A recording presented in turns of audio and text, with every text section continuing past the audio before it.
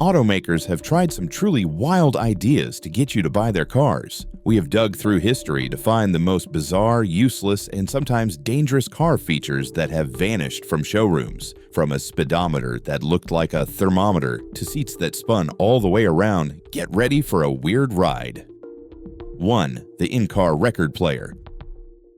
Let's start with an idea that sounds cool for about 5 seconds until you actually think about it. Back in the 1950s, Chrysler had a revolutionary idea. People loved listening to music at home on their record players, so why not put one in a car? They called it the Highway Hi-Fi. This was a real thing. You could get a tiny turntable installed right under your dashboard that played special 7-inch records. The thing is, if you have ever seen a record player work, you know it needs to be perfectly still. A tiny needle sits in a tiny groove on the record. Now imagine that same setup in a big heavy car from the 50s, bouncing down a road that was probably not very smooth. You see the problem, right? The needle would skip and scratch all over the record with every little bump. It was a terrible listening experience. The records were also specially made just for the car, so you could not play your regular albums. It was an expensive and fragile system that just did not work in the real world.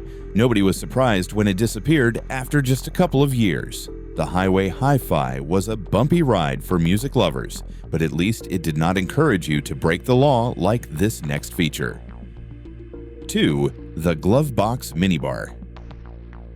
Yes, you read that right.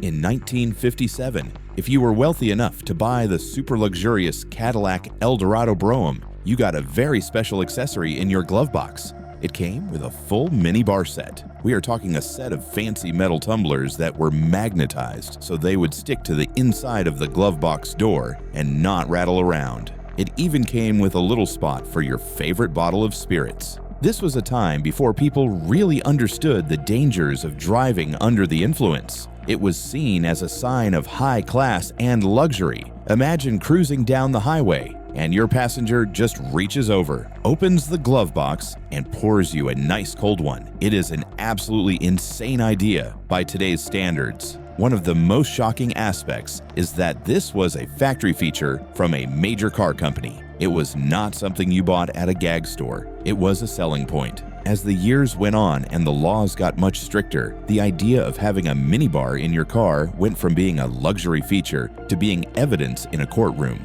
It vanished completely, and for very good reason. Mixing drinks and driving was a terrible idea, but at least it did not spin you right out of your seat like this next invention.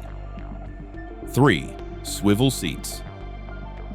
Here is another wild idea from the late 1950s and early 60s, once again from Chrysler. The cars back then were huge, and getting in and out of them, especially if you were wearing a dress or a suit, could be a little awkward. So Chrysler's engineers came up with a solution called swivel seats. With the pull of a lever, the front seats would unlock and swing outwards to face the door. The idea was that you could sit down on the seat while it was facing you and then just swing your legs into the car. It looked super futuristic in the commercials, but truth be told, it was more of a gimmick than a truly useful feature. The swivel mechanism was heavy, complicated, and had a tendency to break. What people do not notice is that they were also not very safe. In the event of a crash, the locking mechanism could fail, which was not a good thing. As cars got a bit smaller and designers found better ways to make getting in and out easier, the novelty of the swivel seat wore off, and they spun off into history. Swiveling seats were a fun gimmick, but they could not help you see the traffic lights.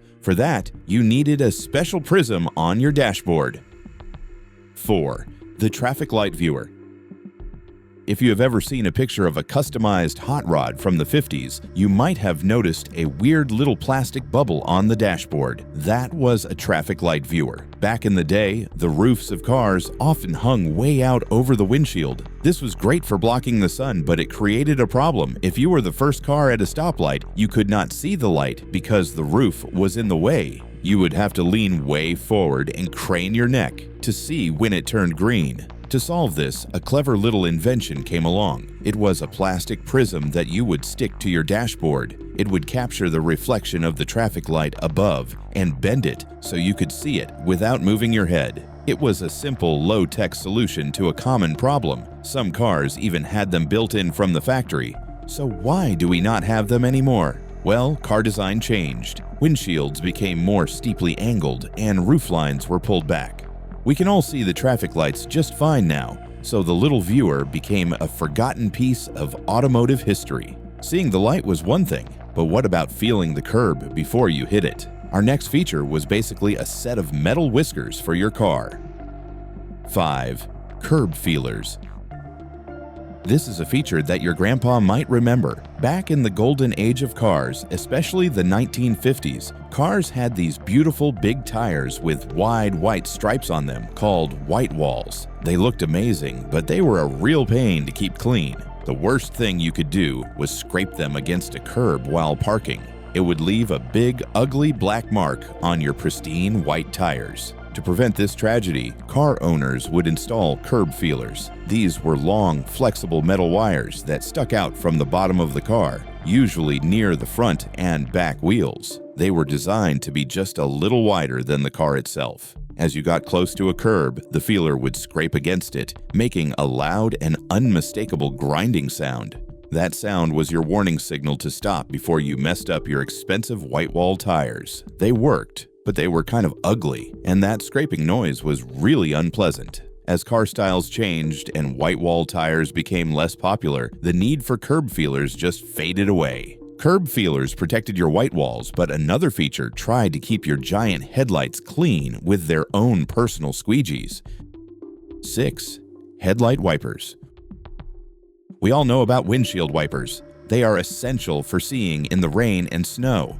But what about wipers for your headlights? For a while, some car companies, mostly European ones like Volvo and Saab, thought this was a great idea. In places with a lot of snow, slush, and road grime, your headlights could get covered in gunk pretty quickly, which would make them a lot dimmer. So, they installed tiny little wiper blades right on the headlights. When you used your windshield washer, it would also spray fluid on the headlights, and these little wipers would swipe back and forth a few times to clean them off. The thing is, it was another complicated thing that could go wrong. The little motors would burn out, the tiny wiper arms would freeze up in the winter, or they would just get bent in a car wash.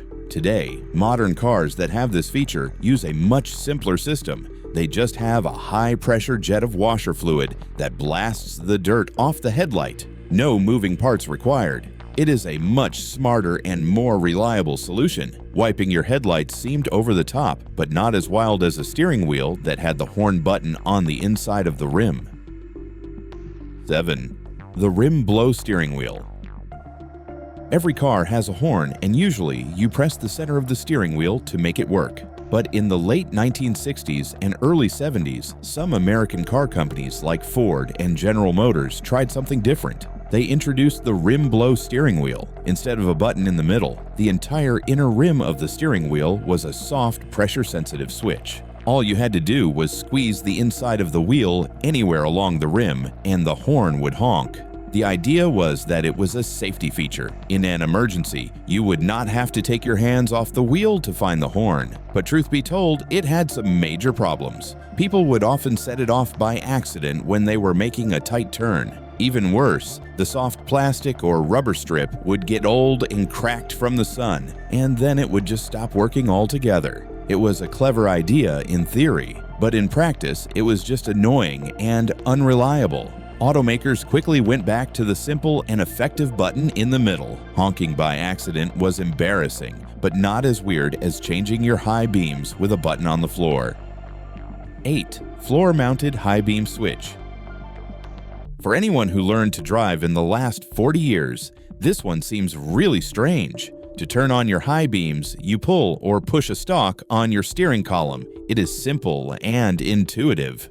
But for decades, from the 1920s all the way into the 1980s, that switch was somewhere else entirely. It was a small, round metal button on the floor, way up on the left side, right where you would rest your foot if you were driving a manual transmission. To switch between your low beams and your high beams, you would have to stomp on this little button with your foot. It made a loud clicking sound. The reason it was down there is a bit of a mystery, but it was probably just a holdover from the early days of car design. The problem was that it could be confusing. People would sometimes hit it by mistake, and over time, the button could get covered in dirt, mud, and snow, and it would get stuck. Eventually, car makers realized it made a lot more sense to put all the controls for the lights in one convenient place, on the steering column. Stomping on the floor was part of driving, but what about the days when the whole family could slide across one giant seat in the front? 9. Front bench seats.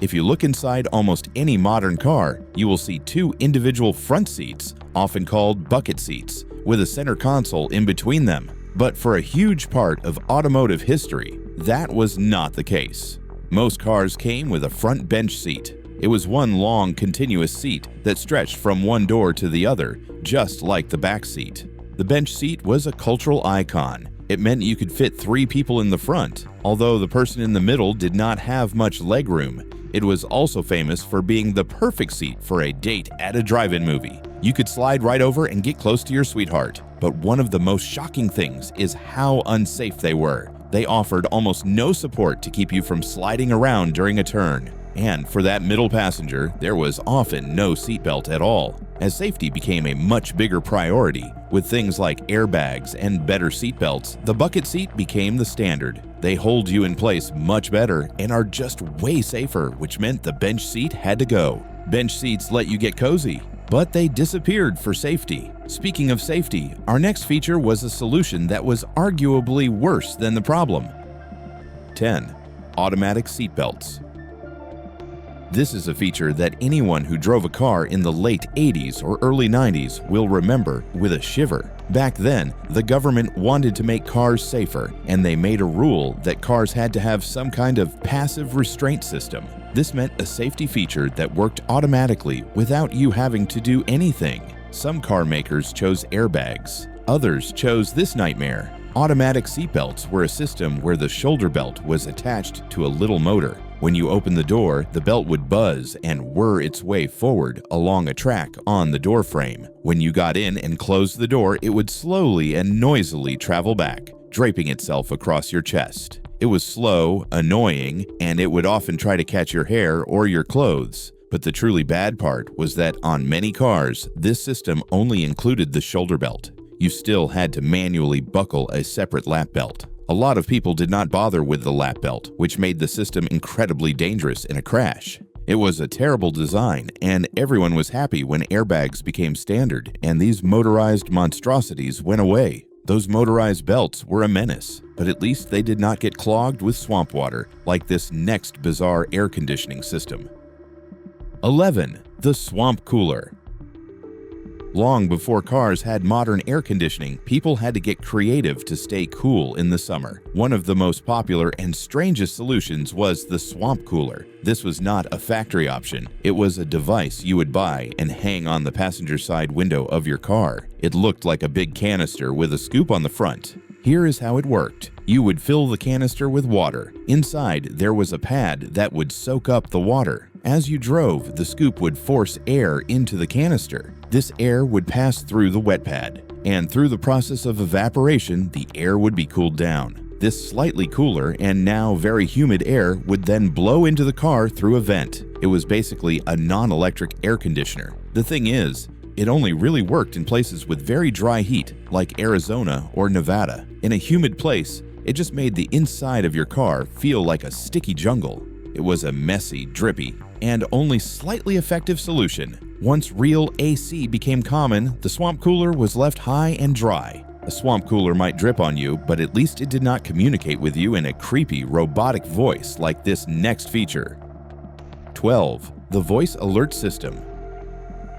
In the early 1980s, technology was advancing quickly, and car makers wanted to make their cars seem as futuristic as possible. One of the ways they did this was by making them talk. Several car companies, especially Japanese ones like Nissan and Isuzu, introduced voice alert systems. It was a synthesized robotic voice that would give you warnings. If you left your headlights on, a monotone voice would say, "Your lights are on." If you did not close your door all the way, it would say, "Your door is ajar." It sounded like something straight out of a low-budget science fiction movie. At first, people thought it was cool and high-tech, but that novelty wore off very, very quickly.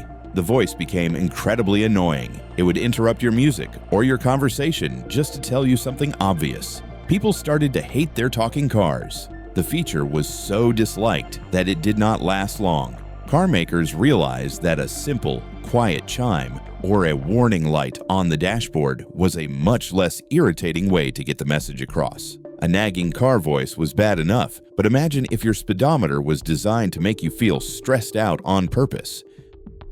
13. The ribbon speedometer.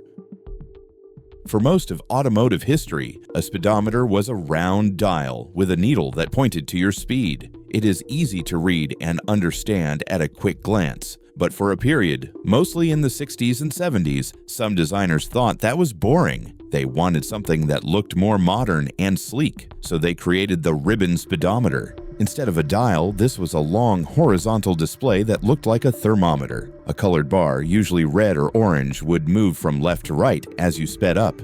The numbers for the speed were printed above the ribbon. The problem was that it was actually very hard to read accurately. A needle on a dial gives you a very precise reading. With a ribbon, you were kind of just guessing where it was. Was that 60 miles per hour or 63? It was hard to tell. It was a classic case of style over substance. While they looked cool in the showroom, they were not very practical on the road, and the good old-fashioned dial quickly made a comeback. Reading a ribbon was tough, but at least you did not have to roll down a tiny separate window just to get some air. 14. Vent windows. This is a feature that has been gone for so long that many younger drivers have probably never even seen one. On older cars, in the front corner of the front doors, there was a small triangular piece of glass that was separate from the main window. This was called a vent window or a quarter glass. It was on a hinge, and you could unlatch it and pivot it open. The purpose of this little window was genius. In the days before air conditioning was standard, it was the best way to get fresh air into the car without having all the wind blasting in your face. You could angle it just right to direct a nice, gentle breeze right where you wanted it. People loved them. So why did they go away? There were a few reasons. First, as AC became common, they were not needed as much. Second, they added a lot of cost and complexity to building the car door. And third, and most importantly, they were a favorite target for car thieves. It was very easy to pry open that little window, reach in, and unlock the door. For security reasons, car makers decided to go with a single solid piece of glass. Vent windows were clever, but not as clever as hiding the gas cap in a place no one would ever think to look. 15. Hidden gas caps. On every modern car, there is a little door on the side of the car for the gas cap. It is obvious and easy to find. But in the past, car designers loved to play a little game of hide and seek with the fuel filler. It was considered a very cool and stylish design trick to hide the gas cap where no one could see it. Where did they hide it? All over the place. On some cars, it was behind a hinged taillight. You would pull on the light and it would swing open to reveal the gas cap. On other cars, it was hidden behind the rear license plate. You would have to flip the license plate down to get to it. Some even hid it behind a piece of chrome trim on the rear fender. It was a neat trick that made the side of the car look very clean and smooth. But you can imagine the confusion it caused for young gas station attendants who had never seen the car before. As cars became more standardized and self-service gas stations became the norm, the fun of the hidden gas cap disappeared in favor of just making it easy for everyone to find. A hidden gas cap was a cool party trick, but what about a feature that was literally a party on your roof? 16 T-tops. If you wanted to look cool driving a car in the late 1970s or 1980s, you wanted a car with T-tops. They were the ultimate symbol of sporty style. A car with T-tops was not a full convertible. Instead, it had two removable glass panels on the roof, one over the driver and one over the passenger. When you took them off, it left a solid bar running down the middle of the roof, forming the shape of a letter T. It was supposed to be the best of both worlds. You got the open-air feeling of a convertible, but with more body strength and safety than a car with no roof at all. They were hugely popular on cars like the Pontiac Firebird Trans Am and the Chevrolet Camaro, but they had one massive, gigantic, unforgivable flaw: they all leaked. The rubber seals around the glass panels would get old and cracked, and every time it rained, you would get a steady drip of water right on your head or your seat. It was a constant battle to keep them sealed. Eventually, better sunroof and convertible designs came along that did not leak, and the T-top became a relic of a bygone and often damp era. Leaky T-tops were a headache, but not as much of a headache as trying to listen to your favorite tunes on an 8-track tape. 17. The 8-track tape player. Before cassette tapes and way before CDs or streaming music, there was the 8-track tape, and it was awful. This was the first format that let you play your own pre-recorded music in your car, which was a huge deal in the 60s and 70s. The tapes were these big, chunky plastic cartridges that you would shove into a player in your dashboard. The tape inside was one continuous loop, and it was divided into 4 programs, with 2 tracks each, making 8 tracks total. The player would play one program, and when it got to the end of the loop, a metal sensor on the tape would trigger a mechanism inside the player to physically move the play head to the next program. This resulted in a loud K-chunk sound, and it would always happen right in the middle of your favorite song. It was the most frustrating listening experience imaginable. The tapes would also get chewed up by the player all the time. The cassette tape was a massive improvement, and everyone happily threw their 8-track tapes in the trash. The sound of an 8-track changing was awful, but this next feature was designed to be your personal servant, if your personal servant was powered by your engine. 18. Vacuum-powered accessories. Modern cars use a lot of little electric motors to power things like your windows, door locks, and seats. But back in the day, especially from the 40s to the 60s, engineers used a different power source. They used vacuum pressure from the engine. Your engine naturally creates a vacuum as it runs, and this suction power could be harnessed to do all kinds of things. The most common use was for vacuum-powered windshield wipers. The problem was that the amount of vacuum your engine made would change depending on how hard you were pressing the gas pedal. If you were driving up a steep hill, your wipers would slow down to a crawl right when you needed them the most. But it gets weirder. Some luxury cars had vacuum-powered windows, vacuum-powered door locks, and even vacuum-powered antennas that would go up and down. They were all slow, weak, and unreliable. As soon as small, powerful electric motors became cheap and easy to make, the era of vacuum power came to a hissing, wheezing end. A hissing accessory was weird, but not as weird as a car that came with its own built-in doggy bed. 19. The integrated dog sack.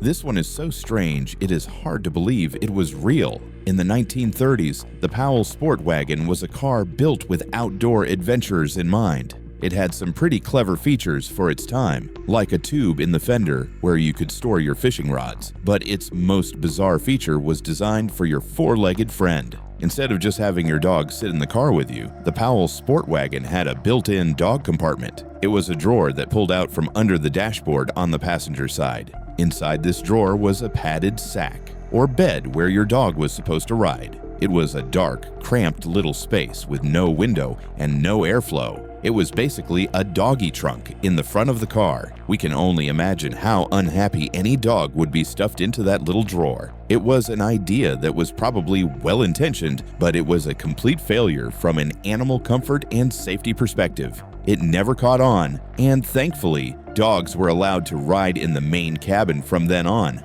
Putting your dog in a drawer was a strange idea. But our last feature is the King of Strange, a car that came with a horn that played actual music. 20. The musical horn. We end our list with a feature that was both amazing and incredibly annoying at the same time. Today, a car horn makes one sound, a loud honk. But for a while, some cars offered a musical horn. Instead of a single horn, it was a series of horns that could play a sequence of notes. The most famous example was the La Cucaracha horn, which became a huge fad in the 1970s. You could also get horns that played the theme from the movie The Godfather, or a college fight song. Some high-end cars like the Maserati Quattroporte even came with a factory-installed air horn that could play a tune. It was a fun novelty, a way to make your car stand out. But imagine living in a neighborhood where every car played a different annoying song instead of just honking. It would be a nightmare. As fun as they were for the driver, they were a public nuisance, and they quickly fell out of fashion, replaced by the simple, effective, and much less musical honk we all know and love today.